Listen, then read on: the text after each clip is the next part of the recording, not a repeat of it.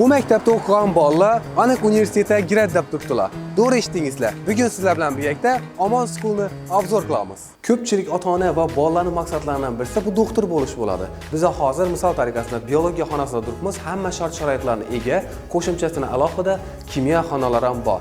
8-klassdan 11-klassgacha ixtisoslashtirilgan tarzda, ya'ni 4 yil davomida bolangiz sizga ximiya, biologiya yo'nalishlari, ya'ni meditsina yo'nalishi bo'ylab o'qiydilar. Nishatsalar ham medik bo'lib chiqishlari aniq ekan. Yaxshi, 8-klassgacha oddiy maktabdagi dars o'tadilaringizmi? Yo'q. Omon School'da rus tili, matematika, ingliz tili bo'yicha chuqurlashtirilgan va deb o'tadi. Undan tashqari qo'shimchasini bolangizning shaxsiy rivojlanishi uchun alohida fan ham mavjud ekan. Unda bolangizning dunyo qarashini kengaytirish uchun atdeniy fanlar kiritilgan ekan. Oho, shuncha shart-sharoitlar yaratilgan ekan. Meni bolam boradi agar Xivada bo'lganda, Xazaristonda bo'lganda deb o'tiribmiz. Hech qislik qilib o'tirmang.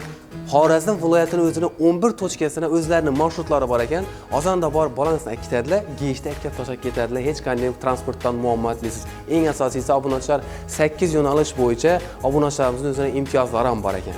Sizda Omon School haqida ozgina bo'lsam qiziqish bo'lgan bo'lsa, kommentariyada plyus qoldiring. Narx-navolari, imkoniyatlari va boshqa servis xizmatlari haqida sizga to'liq ma'lumot tashab beriladi. Yoki bo'lmasa ekrandagi nomerlar orqali to'liqroq ma'lumot olsangiz bo'ladi.